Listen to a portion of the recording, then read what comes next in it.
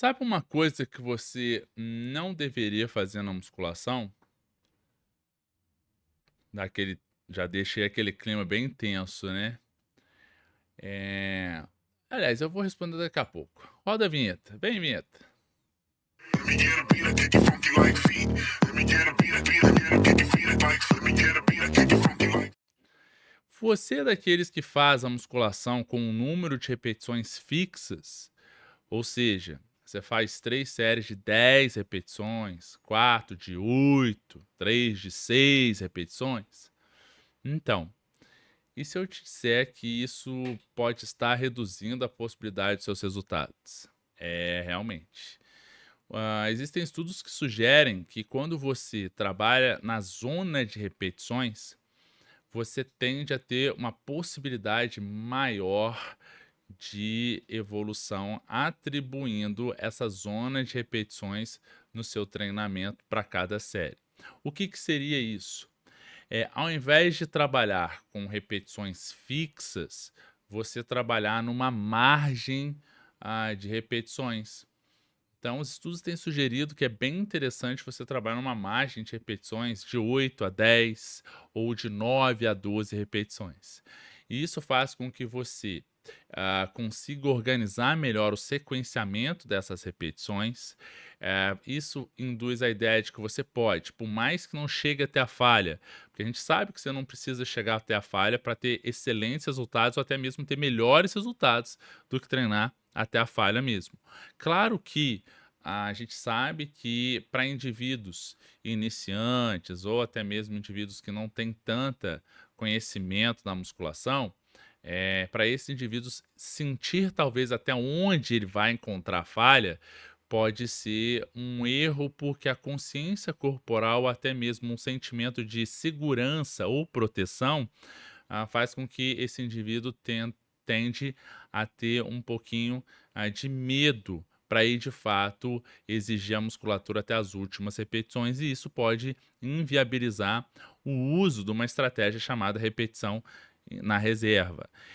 Em se tratando de repetição na reserva, a gente está falando aproximadamente aí em até 2 repetições na reserva como um importante aliado nessa possibilidade. O que que seria isso? Seria você, que necessariamente fez, ou faz 10 repetições máximas para um determinado exercício, ou seja, você não passa desse número de repetições com aquela carga. Se você faz o primeiro exercício, faz 10 repetições, espera 3 minutos e depois vai lá e faz 11 repetições, não é que você é muito forte, é você que errou a carga. Porque se é uma carga para você fazer 10 repetições máximas, não pode passar de 10. Não existe isso. "Ah, não, mas eu po", não, então você errou na primeira e colocou uma carga abaixo do que realmente você deveria colocar para necessariamente fazer a primeira de 10. E isso pode ter uma justificativa de não estar tão bem aquecido, não estar tão bem ativado, pode, não tem problema nenhum. Mas de uma maneira geral, isso é uma identificação de que houve você subestimou a tua carga máxima. E aí, pensando nisso, se você faz a primeira série com 10 máximas, a segunda, quando você faz com 8, é como se você estivesse deixando 2 na reserva. E aí, olha só que interessante, se eu deixo 2 na reserva, ou seja, eu não vou até o máximo de 10, o tempo de recuperação para a próxima série tende a ser um pouco menor, porque eu não fiz 2 contrações. E isso é interessante porque na dinâmica de manutenção do número de séries na musculação, você consegue, manter um fluxo muito bom de repetições. Você pode dinamizar melhor o tempo de recuperação, porque você recuperando um pouquinho menos, você consegue ainda ter uma melhora da densidade do treino, ou seja, do quanto você está conseguindo fazer as contrações. E em se tratando de repetições, você está conseguindo gerenciar esse número a partir desse tempo de recuperação. Então, isso é ótimo. E principalmente nos dias de hoje, onde a academia está muito cheia e você não consegue muitas vezes manter a concentração ou o foco naquele exercício, porque tá toda hora alguém pedindo para revezar o aparelho, você tem que mudar às vezes a angulação, você tem que mudar a carga e por aí vai. Isso pode ser um fator que vai estar reduzindo tanto a tua concentração, teu foco para aquela atividade, quanto também a dinâmica como um todo, de rotatividade e logística para estar realizando os exercícios num aparelho devido ao aumento do número de pessoas daquele horário da academia. Então, utilizar as estratégias de repetições na reserva dentro também de uma justificativa de se utilizar a zona de repetições faz toda a diferença no processo.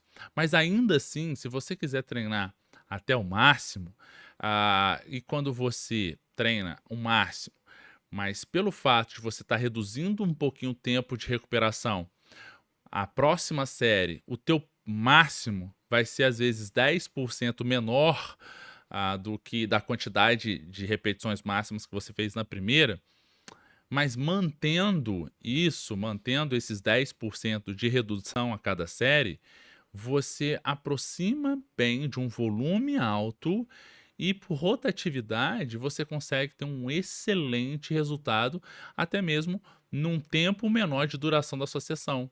Então você faz a primeira com 12 e descansou um pouco menos, fez a segunda com 11, descansou um pouco menos, fez a terceira com um pouco menos, fez 10, você já está praticamente aí mantendo uma linearidade muito boa de repetições máximas, mas provavelmente você vai estar ganhando aí uns 20 segundinhos, 15 segundinhos entre cada série. E se você juntar em todas as séries, de todos os exercícios que você fizer na musculação, provavelmente ao final do treino você vai ganhar aí uns 15 minutinhos ou até 20 minutinhos só com essa estratégia. E isso para alguém que só tem às vezes 50 minutos para treinar, 45, né? Ou então alguém que treina com personal e muitas vezes precisa, por mais que chegue no horário certinho, aí precisa fazer o aquecimento, as ativações, mobilidade, por aí vai. E muitas vezes no treino principal, na parte principal do treino, não consegue girar muito o número de exercícios, as repetições, por conta, muitas vezes, desse curto espaço de tempo, a utilização da zona de repetições é um excelente aliado do que você colocar uma repetição fixa, necessariamente manter essa repetição máxima e ter que necessariamente aumentar esse tempo de recuperação para que nas outras séries você consiga manter esse número que você fez na série passada. Então, é uma possibilidade muito bacana de treino, ao invés de você treinar em repetições fixas, utilizar a zona de repetições, especialmente também se você utilizá-las em propostas de treino alternada por segmento, como é o caso de uma proposta full body, por exemplo. Então, os estudos têm mostrado que full body não é treino fofo e a maioria das pessoas não sabe que fadiga local é totalmente diferente do cardio que está cansado. É muito comum, às vezes, o indivíduo que não treina alternado por segmento, faz um exercício de membro superior, depois vai fazer outro de membro inferior, depois volta para superior, ele acha que ele está em fadiga, quando na verdade ele está em cansaço, a respiração está ele está hiperventilando. E muitas vezes, quando ele coloca uma carga mais alta, acima de 70% da capacidade máxima, no qual ele faz uma manobra que se chama manobra de Valsalva, no qual ele bloqueia a glote para aumentar essa pressão, para diminuir essa pressão intratorácica e depois aumentar a estabilidade, e depois quando ele solta a glote, essa pressão aumenta, essa manobra de Valsalva que ele faz assim para ter um pouquinho mais de força para realizar o movimento, é confundida com fadiga.